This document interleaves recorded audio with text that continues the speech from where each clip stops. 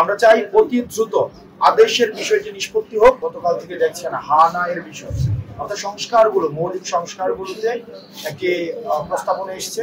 সেই মৌলিক সংস্কারগুলোর পক্ষে যারা আছেন তারা বলছেন হা, এবং এই মৌলিক সংস্কারের বিপক্ষে যারা অবস্থান নিয়েছেন, বিশেষ করে তত্ত্বাবধায়ক সরকারের প্রশ্নে, বিশেষ করে এনসিসির প্রশ্নে, আমাদের দুদকে স্বাধীনভাবে কি নিয়োগ করা হবে কিনা সেটির প্রশ্নে, আমাদের যেই কনস্টিটিউশনাল এবং ইনস্টিটিউশনাল রিফরমেশনের মৌলিক প্রশ্নগুলোতে এখন বর্তমানে হা না এর মধ্য দিয়ে তারা তাদের অবস্থান জানান দিচ্ছে। যারা হা এর পক্ষে রয়েছেন, ইয়েস এর পক্ষে রয়েছেন, তারা মৌলিক সংস্কারের পক্ষে অবস্থান করছেন।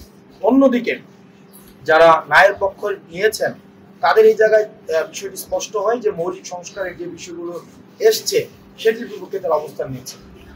এখন আমরা আমাদের জায়গা থেকে যে বিষয়টি হা না এর পাশাপাশি আমরা যে বিষয়টিকে আমরা গুরুত্ব দিতে যাচ্ছি এনসিপির পক্ষ থেকে, সেটি হচ্ছে আমাদের অতি দ্রুত এই গণভোট নিয়ে আমাদের অর্ডার হতে হবে। যে আমরা যে বলছি আদেশের আলোচনাটি পাশ কাটিয়ে যাওয়া হচ্ছে। আমরা চাই অতি দ্রুত আদেশের বিষয়টি নিষ্পত্তি হোক, এবং এই আদেশটি কোনো অধ্যাদেশ নয়, কোনো প্রজ্ঞাপন নয়, অবশ্যই আদেশ হতে হবে।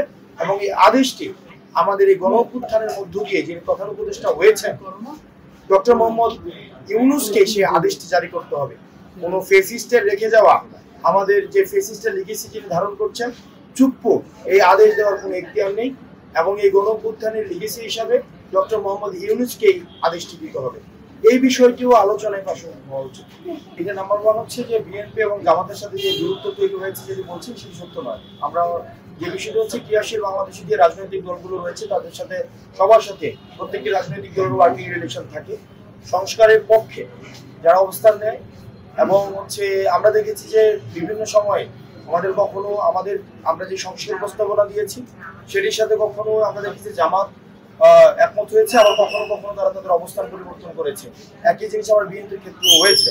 তো সেই জায়গায় যখন জামাত আমাদের সংস্কার প্রস্তাবনাগুলোকে, আমাদের মৌলিক জায়গাগুলোকে এগিয়ে নিয়ে গিয়েছে, তখন মনে হয়েছে জামাতের সাথে আমাদের হয়তো ঋদ্ধতা রয়েছে। আবার একই জিনিস বিএনপির ক্ষেত্রেও হয়েছে। বিষয়টি মোটেও এমন না, বরং হচ্ছে সংস্কারের পক্ষে যারা থাকবে তাদের সাথে হচ্ছে আমাদের এনসিপির হচ্ছে একটা ঋদ্ধতাপূর্ণ সম্পর্ক থাকবে। আর সংস্কারের বিপক্ষে যারা অবস্থান নেবে এনসিপির সাথে দূরত্ব তৈরি হবে। দ্বিতীয় যে বিষয়টি, নির্বাচনে জুটে যাওয়া বা না যাওয়ার বিষয়ে আমাদের এনসিপির আহ্বায়ক জনাব নাহিদ ইসলাম ইতিমধ্যে স্পষ্ট করেছেন যে আমাদের জোট হওয়া, নির্বাচনে অ্যালায়েন্স হওয়ার, সেটির একটি মৌলিক যে নীতি, সেই নীতিটি হচ্ছে সংস্কারের পক্ষে কারা রয়েছে, সংস্কারের বিপক্ষে কারা রয়েছে, এবং সেটি সময় নির্ধারণ করে দিবে। তৃতীয় যে প্রশ্নটি আপনার ছিল সেটি হচ্ছে, দেখেন বাংলাদেশে আওয়ামী লীগ হচ্ছে একটি dead chapter. Awami League case gone. Awami লীগকে আসলে এখন আর প্রাসঙ্গিক নেই। আমরা আওয়ামী লীগকে বাদ দিয়ে বাংলাদেশে গিয়ে যাচ্ছে, এবং বাংলাদেশের আসলে পুনর্গঠন সেদিন থেকে সম্ভব হয়েছে এই যে আমাদের কি আসলে রাজনৈতিক দলগুলো আমাদের এক টেবিলে বসে আলোচনা করছে। এই কারণে আলোচনা করতে পারছে কারণ আওয়ামী লীগ নেই।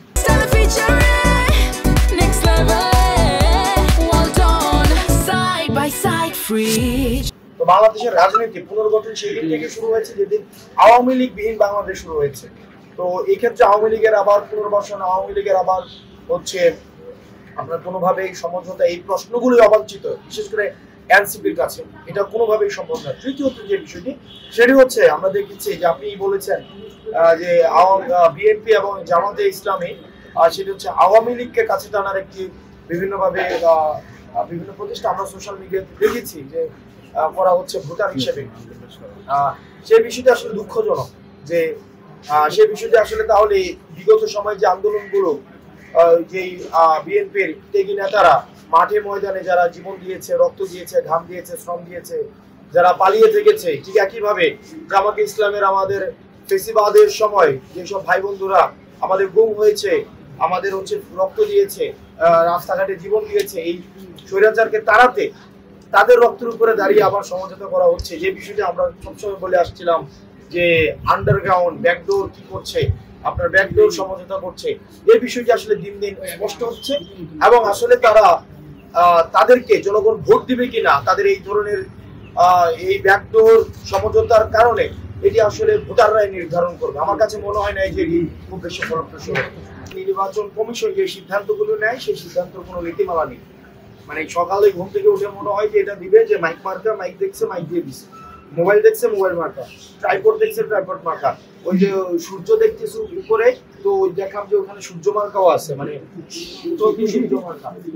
তো এখানে দেখবেন কিছুদিন পরে যা মনে হয় দেখে এখন কোন নীতিমালার মধ্যে দিয়ে শাপলা অন্তর্ভুক্ত করা হয় নাই তারা কিন্তু স্পষ্ট করে নাই, আবার কোন নীতিমালার মধ্য দিয়ে বেগুনকে অন্তর্ভুক্ত করা হয়েছে তারা সেটাও স্পষ্ট করে নাই। আবার গতকাল দেখলাম যে আবার তারা শাপলা কলিকে অন্তর্ভুক্ত করছে, এটা আসলে কোন নীতিমালার ভিত্তিতে করছে সেটা স্পষ্ট না আমাদের কাছে।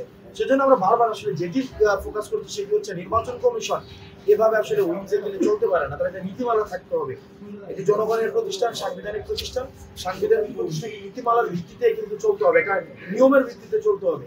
এটা কোনো ব্যক্তি সর্বস্ব, একটা আধুনিক মানদাতার একটা মানদাতার মধ্যযুগীয় চিন্তা প্রসূত সিদ্ধান্ত নিয়ে এই সাংবিধানিক প্রতিষ্ঠান চলতে পারে।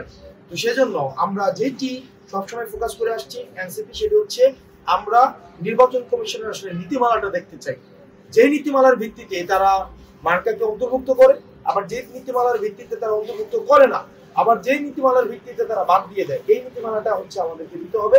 এবং এই বিষয়ে আমাদের সাংগঠনিক সিদ্ধান্ত চূড়ান্ত আমরা আলোচনার মধ্যে দিয়ে নিতে